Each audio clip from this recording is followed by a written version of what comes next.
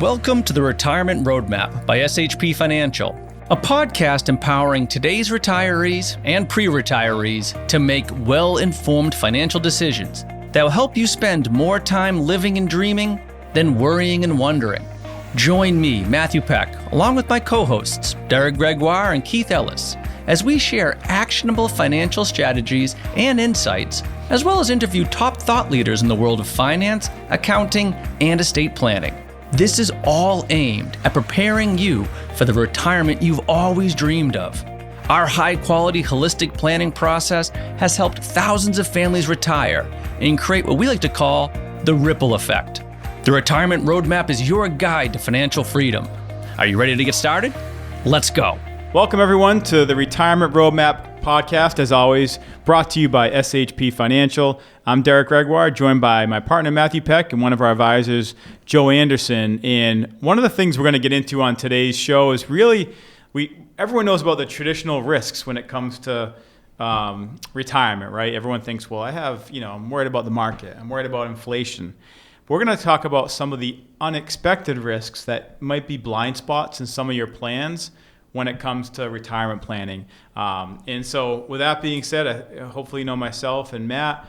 Joe, is this your first time on the podcast? I think it is, right? It is my first time, yeah. Welcome on. Thank you very much. Yeah, we're going to be really tough on you, Joe. You know what I'm saying? Hope you're ready for this. I'm very nervous. Yeah. We're going to be grilling you right now. Yeah, okay. That's it. Bring it on. Let's go. So Joe, how long have you been with us now? Coming on 7 years. Yeah, 7 years in November. So wow. Only a couple months away, yeah.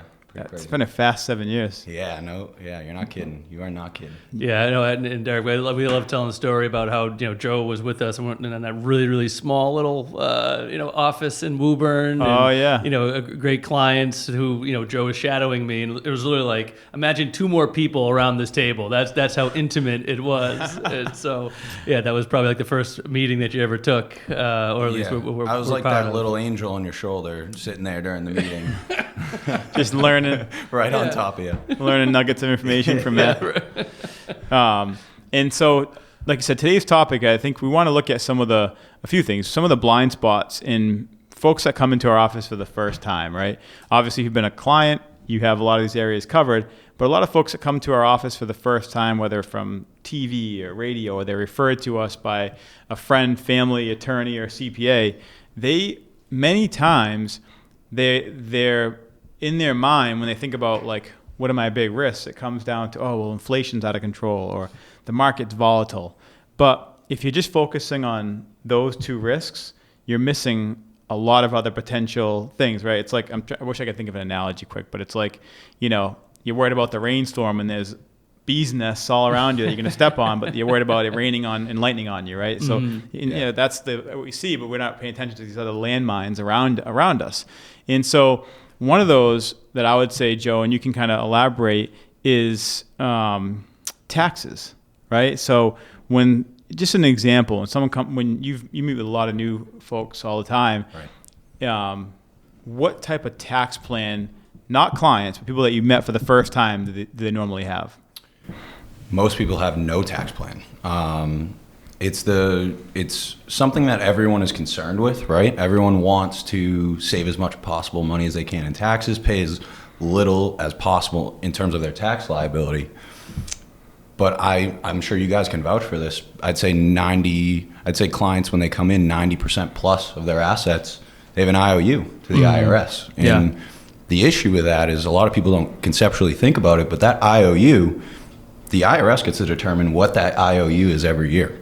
So if you anticipate taxes to go up right now in the future, like they're set to do in 2026, you're missing a potential huge opportunity if you're not at least exploring some potential tax plan.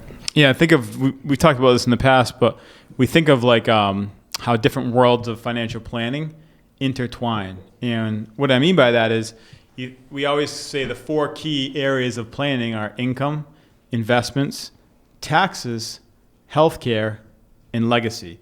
And a lot of the risks that we're going to talk about today almost fall into those last three, because everyone knows income and investments everyone should have. That's like the foundation of any plan. Do I have enough money to cover my income when I retire for the rest of my life with inflation and so forth?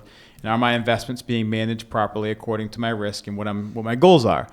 But when it comes to taxes, healthcare, and estate planning, those are areas that are often kind of pushed aside, right? Well, think of it this way too. I mean, because Joe's mentioning about the income tax side of things, right? Where if you have money in 401ks and IRAs and 403bs and 457s, the list goes on. Those are all pre-tax dollars. So people have to be very well aware of their income tax liability or their exposure. But then, as you mentioned, Derek, about how it starts to blend, well, then you also have capital gains. And so capital gains affects, obviously, your stocks, but it also affects, are you going to sell your home? Are you not going to sell your home? Do you have rental property that you're going to do a 1031 exchange on or not do a 1031 exchange on? So, and what's better? Do I pay the capital gains? Or the last sort of, the head of the three-headed monster is the estate or death tax. Yep. So here, just in the tax, world of those three worlds, within that world, right? So you just keep on drilling down. It shows how, on the income tax side, you have death or estate tax, which is directly in regards to legacy, same as capital gains, and we're talking about healthcare in a moment, but whether or not, again, do you downsize, do you sell your home, and then you're going to have capital gains or tax consequences, but also what's the healthcare? I mean, what do you need to sell your home either to fund the care or because, the house is just too big for you? Think about the risks around, so Joe, we talk about the risks around taxes. The other huge risk that could derail any financial situation is around healthcare. But before we go down to the full long-term care aspect and that risk, the other risk you have, Matt and Joe, is around when you're on 65, you have Medicare A, Medicare B, and your Medicare Part B premium, right, is based on your income. So if it's under a certain threshold, it's one number, but the more you make, the more you pay. So then now you have your income plan and your health care plan very tied together, because what you do from an income standpoint, what you do from a Roth conversion standpoint, if you're doing tax planning, now I'm getting really crazy here, can affect what you pay for Medicare Part B. So it's you see some clients sometimes they're like, wait, just because I did that or sold this home or capital gains or whatever, or I made this income, now I'm paying $300 more per month for Medicare, and so is my wife or my husband. You're like, what the heck is going on here, right? Yeah, I see that pitfall all the time. That's something that I think a lot of individuals, they see these flashy concepts. Hey, a Roth conversion. Hey, tax planning. Hey, XYZ strategy. They go out and implement that without the education behind that.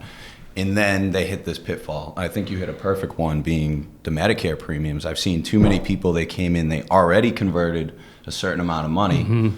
They thought they did it with an understanding of the tax liability, not understanding that, as you mentioned, Derek, now they have to pay $4,000 more a year in medical premiums per person. Yeah. Well, and some people still, in fairness, I have some clients that still they still pay a little bit more, because the reason being is if they get to 72 and they have all this IRA money, they're probably going to be in that higher Medicare premium the rest of their life. Where if we do some tax planning for the next few years, maybe it will bring them into a lower threshold down the road, because at 72, if all your money is IRAs, 401ks, the government says you have to take out this much. Guess what? It's fully taxable. Mm-hmm. That's going to drive you potentially into a much higher tax bracket, higher Medicare. So sometimes it might make sense to take one step back to take 3 steps forward. Well, and I think too, sorry to interrupt, Joe, I mean, a lot of people don't know about that Medicare, or they only discover it when they get there, right? Yeah. And I always joke around, so my juvenile joke is like, oh, you don't know IRMA? It's like, who's IRMA? Like, oh, IRMA, and it's like income respecting, I'm not even sure what the IRMA stands for, but that is the Medicare Part B penalty. Yeah. And so again, just stupid IRMA joke, but I'm like, oh, IRMA, oh, how do you not know IRMA? Matt's good with the IRMA jokes. Yeah, right, laying it on thick. But it's just the idea that they're not aware of that, and it plays a big role. I mean, as you said, Joe, it's like, they could be paying almost $1,000 per month combined, depending on if they're in that really, really high tax bracket, or no, I should say income bracket. That's the other frustrating thing, and kind of Derek, to add the convoluted train. It's like, all right, so you have the tax brackets, which are these income levels, right? Then you have the IRMA income levels, which are different from the tax brackets. So when you do these types of, as you were saying, Joe, like the Roth conversions and whatnot, what applies for one level is different for the other level. So you have to watch both of these things when you're actually implementing it. Yeah, you nailed it. With the Medicare, it's on a gross number. There's no deductions and all these other things, so people can do it improperly. It doesn't mean that you shouldn't do it. It just means that you need to do it from an educated standpoint, understand the repercussions. And you need to when you're working with a financial advisor and a team, you want to make sure that they have experience because, like I said, let's say some woman or man that runs a solo operation that says, someone comes to them and say, hey, I heard on the radio we should do Roth conversions, and they're like, a lot of advisors don't even go down this road, and that's what we try to make ourselves different. But let's say you go to that advisor and he or she's like, yeah, well, that sounds like a good plan. Let's do Roth conversions, and what does that even mean, right? So it's not just doing Roth conversions. There's a whole strategy around what levels do we go to and why. Do we, if you're below 65, we have a lot more wiggle room that we can convert more, maybe pay more taxes, but not have to worry about the Medicare Part B premiums because you're not on Medicare. So maybe there's a so there's so much that goes involved. In the whole idea is what we're talking about today is the unexpected risks to your retirement and legacy. One of the main risks is taxes. If we right now, like Joe said, you're signed up, you have this plan, you own part, Uncle Sam owns part. The problem is Uncle Sam tells you how much of that he's going to own down the road, right? So it's like, we might own 30% now, but in the future, we might want to make that 40. I think we need a little more money to pay for X, Y, or Z. So that's a huge risk because if you're paying that much more in taxes down the road in retirement, you still need the same amount to live on.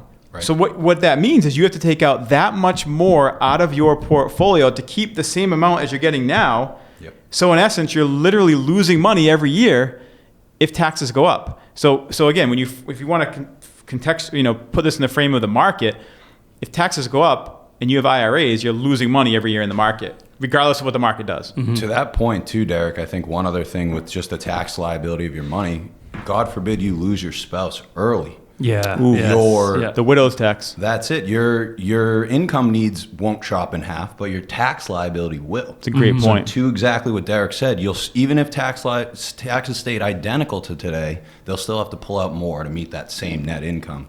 And that becomes a huge issue if all of your money's in pre-tax form. Yeah, you might hit 22. You might cap, I think the cap at 24% if you're married, it's like 170, 165, plus you get a standard deduction.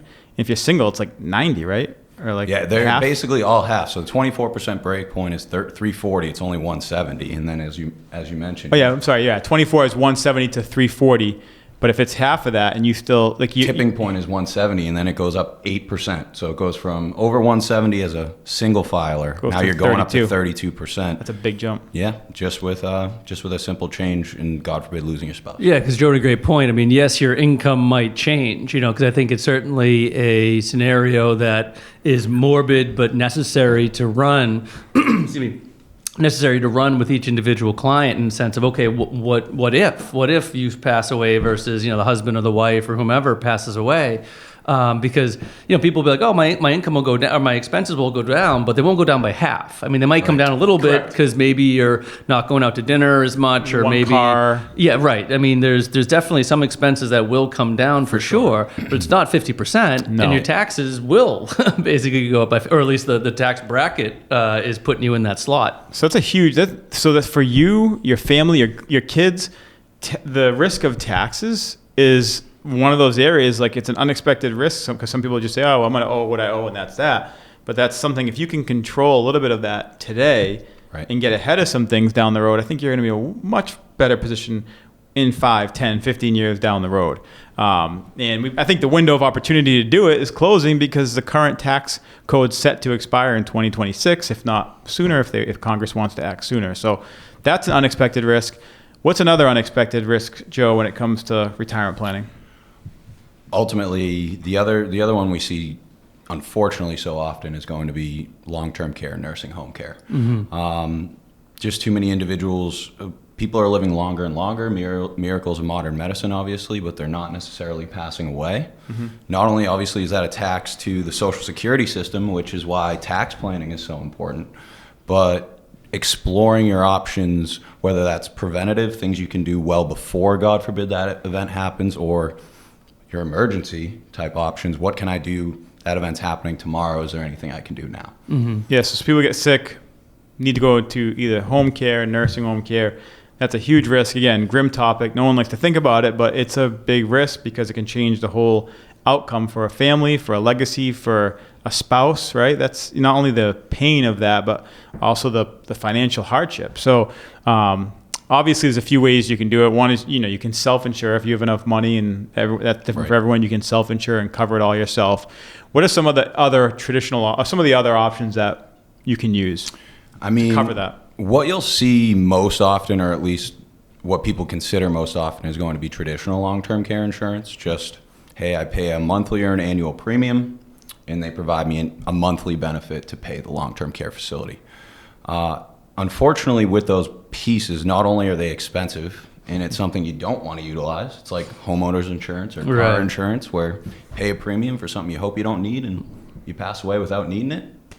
Thank you very much. Insurance company says thanks for the premiums. So obviously that's not an enjoyable aspect to it, but for me, the bigger concern actually ends up being the increase in premiums that we're seeing pretty consistently. They can just change the premiums and like, all right, we're going to be just like the government. Yeah, exactly. The premiums are not set. I've seen up to an 80% increase in 1 year in a client's premium that came in for a review in terms of, hey, they were working with a previous advisor who sold them this policy. Now they can't afford it any longer. It's crazy. It's a huge issue for individuals, especially when they're in their retirement years on a fixed income.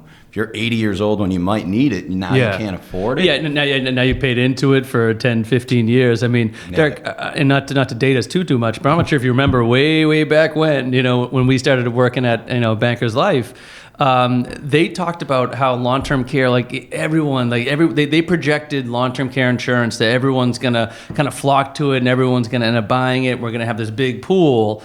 And they dramatically underestimated how to price it, and so we're seeing, as I said, I remember just all that sort of hype back in the early 2000s, right?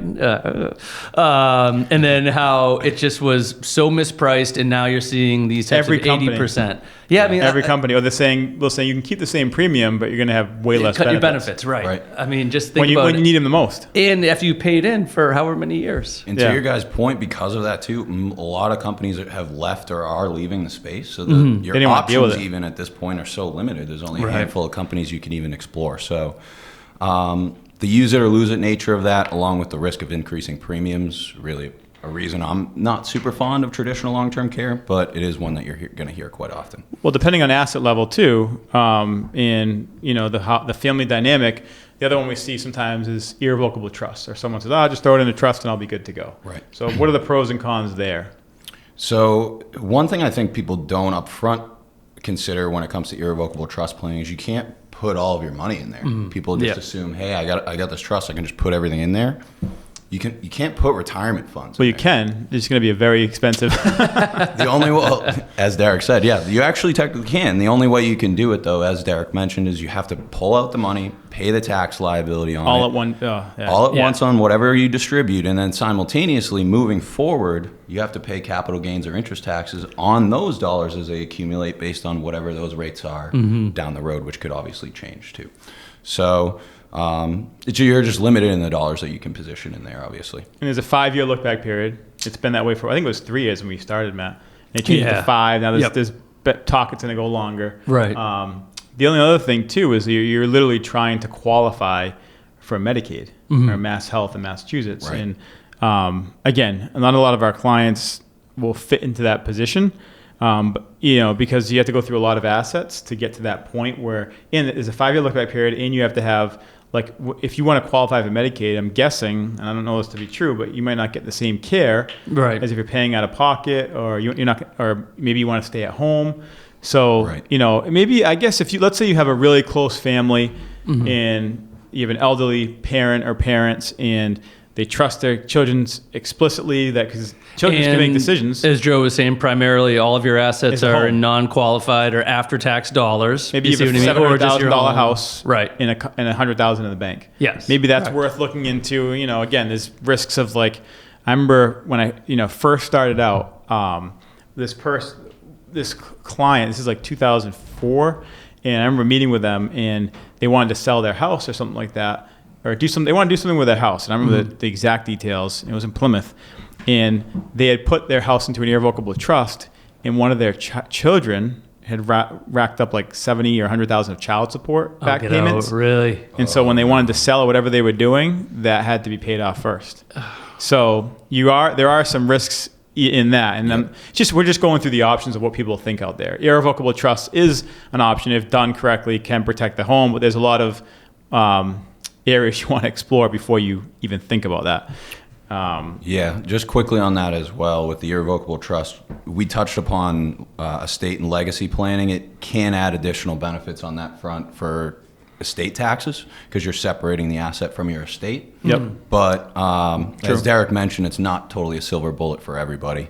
Really where I see it used most is actually vacation homes. Yeah. Where people, they probably want that to go to children, assets, helps them look Get out of poorer the on estate. paper, pass that asset on to the next generation, and they typically won't need the trustee while they're alive if they don't want to sell it. But That's a good point. not a silver bullet. If your estate if you have a taxable estate, that does help get those assets out of the estate from Right. tax planning. And what I was going to say too, I mean, it's almost certainly by design that there is no silver bullet, because Correct. there's plenty that would argue to say, look, hey, if you have the assets, you should pay for the care, Yeah. or you should pay for the insurance. So we should make it difficult, because if we don't, then it just goes on to John Q. taxpayer, the rest of us, to cover that. So.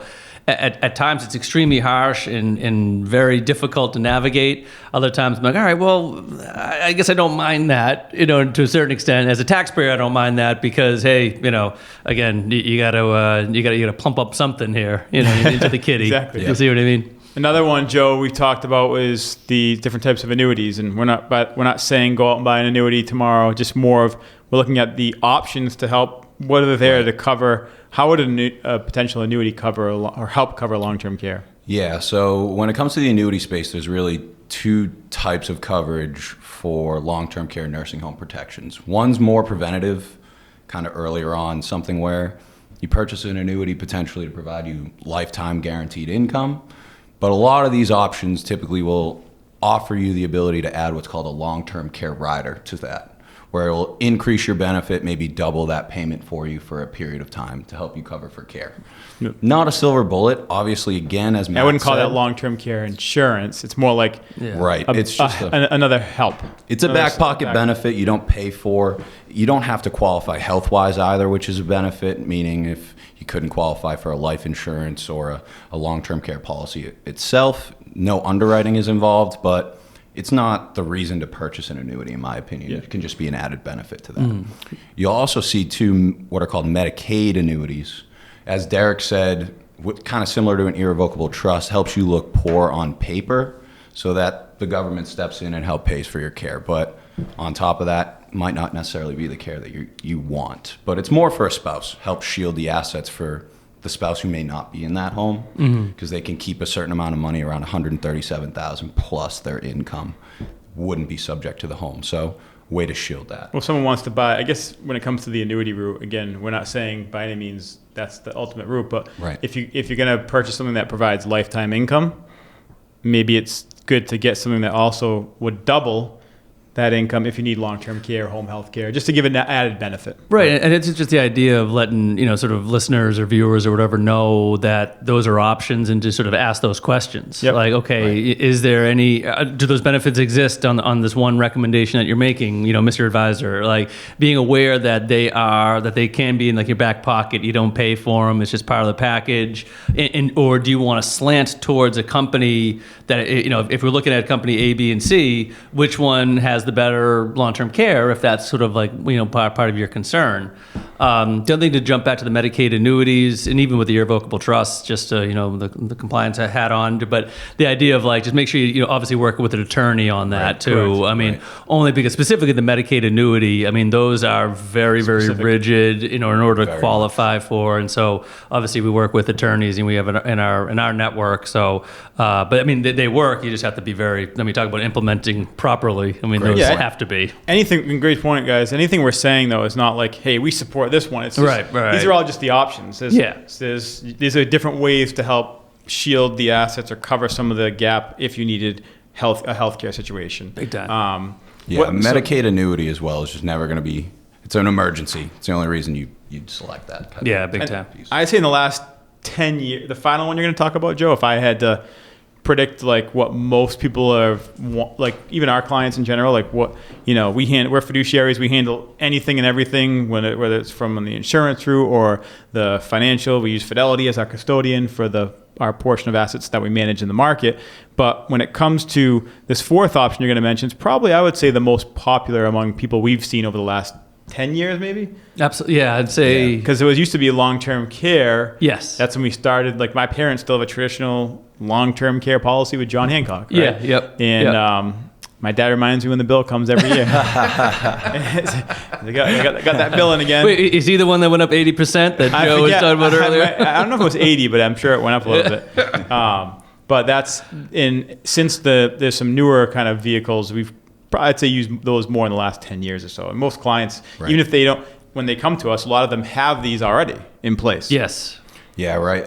I mean, this fourth option is really just to help walk back the two biggest drawbacks of that traditional long-term care that I started the conversation with, being the use it or lose it nature of it. We call them a hybrid type policy, but really it's a blend of life insurance and long-term care. That life insurance death benefit provides a benefit to your heirs if you don't utilize that coverage. So obviously you didn't see that benefit, but you didn't pay tens or not hundreds of thousands of dollars in premium for no possible benefit. At least it's going. So if you never use it, there's a death benefit tax-free going to somewhere. Correct. Someone. Correct. It's a bucket. That death benefit is a tax-free bucket they can utilize to access if they need it. But if not, then it's a tax-free death benefit to their beneficiaries. So it's a nice coverage. And there's also a pool of long-term care benefits that, should they need home health care, assisted living, nursing home, they can draw from that too. Right. They have to qualify health-wise. You can't do 2 of 6 activities of daily living. That's typical across all long-term care. But yes, it allows you to offset that concern of, hey, I pass away at 95 peacefully in my bed. You didn't leave nothing behind in terms of, or see any benefit. The other, obviously, just that concern of increasing premiums down the road. So with a life insurance policy, because it is life insurance, technically that premium is set. It's locked in. But for me, something I like to talk to retirees through is structuring this in a way that makes sense to them. Not a lot of people understand that you can structure the payment of those premiums in a time frame that makes sense to you. Yep. I typically maybe a 5 or 10 pay, somewhere in that range. Some clients do it once. That's it. It's all different. You can do it all at once, even if it makes sense to you. Have the ability to. You could do it over a small time frame, 5 to 10 years max. What an amazing topic: long-term care and life insurance.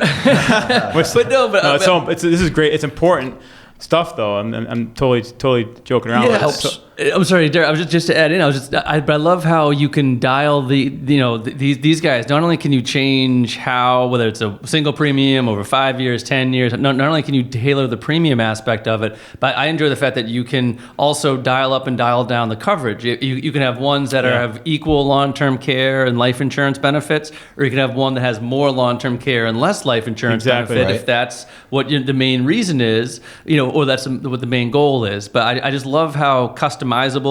I mean, obviously, as you're saying, you still have to, qualify health-wise. Yes. But I do really like how I like how the industry is involved, because, as I said, back in our day, but back in our day, you just had traditional long-term care and that was it. Well, like Joe summed it up perfectly. Like when we started, it was like, yeah, this is the option, but if you never need it, all the money's gone, and the premiums might go up. Yeah. And that's what we had to tell people 20 years ago. Yep. And with this, it's like, hey, we know what we're putting in. Yep. We know what we're getting. If you don't need it, the money's going to someone. But if you need it, you have a nice pool of long-term care money that you can utilize for yourself. So it's almost, in a way, it's kind of like self-insuring, right? You're putting in less dollars. Let's say you're putting in $100,000 over 10 years. I'm making up numbers. $100,000 over 10 years, but maybe you're getting $400,000 or $500,000 of long-term care benefits that go up with inflation, and then maybe is $150,000, $200,000 death benefit. So it's like, we think of like, we talked earlier about the worlds, right? We talked about income, investments, taxes, healthcare, and legacy. Well, that type of plan that you just mentioned almost has some tax planning, because if you need long-term care and it's set up right, those benefits should be tax-free for long-term care. If you don't need the money, it should be tax-free to the next generation. It's a healthcare benefit because long-term care is the main reason you're doing that if someone's going to purchase one of those. And then finally, legacy, if you don't need the money, you're leaving a tax-free death benefit to someone. Now, just to make sure, when we build, if for clients that want these plans, or want to look into this, we always build the foundation first, right? We want to make sure you have enough income, you have a cash flow plan, you have an investment plan. And I've always told people, like, once we get those 2 buckets in place, then we want to look at these other areas of risk. And you want to, as much as we can take care of risk, we're going to take care of as many things as we possibly can, right? When you're taking off in a plane, you're looking at you kind of all the checklists of what could go wrong, and you're trying to alleviate as many things. Is my fuel this? Is my wing this? Is everything in place? Just like retirement planning. But eventually, I always tell clients, if you can't afford, let's say you're just getting by, I would not want, and this maybe I'm wrong for saying this, but I would not want someone to buy something like this and not be able to travel and go out to eat. Eventually, maybe you're going to get struck by lightning, and you have to take the risk of walking outside during a rainstorm, right? Right. But to me, if you can cover all your bases and it doesn't affect you, that's awesome.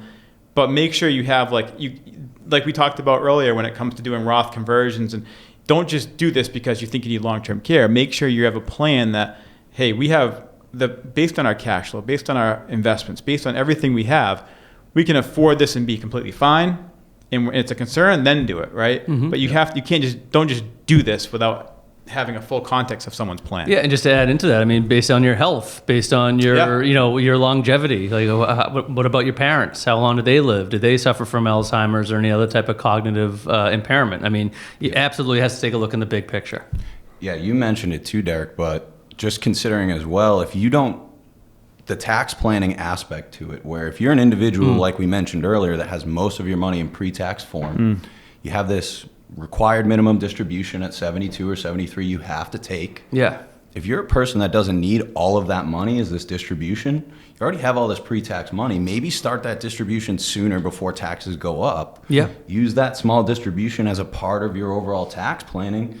Use that to pay the premium. It's out of one pocket into the other, provides you a new benefit, and helps you limit taxes. It's kind of a win-win. No, it's a great point too. I know we're wrapping up, but I mean, just think about that, right? Let's just say, you have a client that has, 99% of their assets are all in IRA dollars. Then they get sick, and then they have to withdraw all of that money, at that time. I mean, you're going to get just killed on taxes and on the cost of health care. So I like that idea, that Joe just floated. Well, this is great, Joe, because I think our whole thing is, we're always trying to mitigate risk across from the markets, from taxes, from inflation, from long-term. And so when it comes to the traditional topic is, hey, I'm worried about the markets and inflation, but there's a lot of, I don't want to say like hidden risk, but things that aren't top of mind that should be and have to be addressed. And the 2 of them we talked about today are taxes, healthcare / long-term care are so important. But again, it all comes down to having that true financial plan. So in closing, Joe, it was great. Anything else any final closing words or anything on this topic?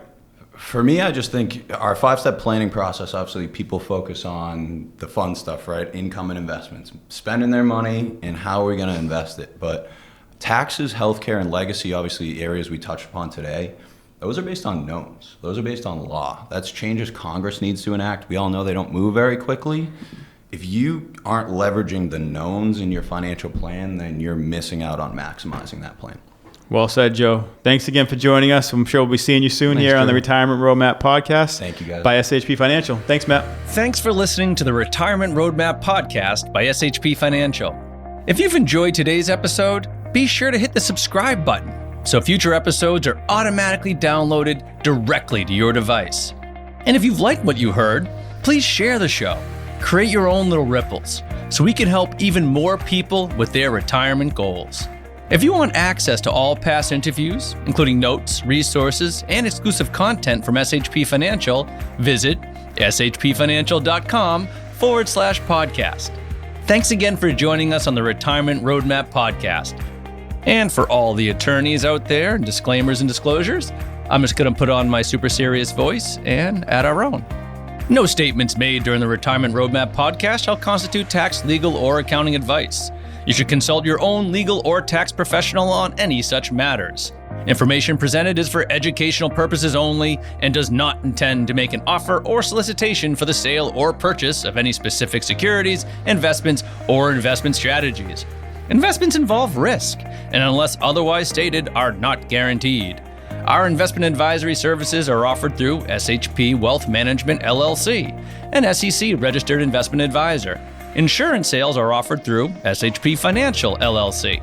Our advisors and insurance reps may offer clients advice and/or products from each entity. No client is under any obligation to purchase any insurance product.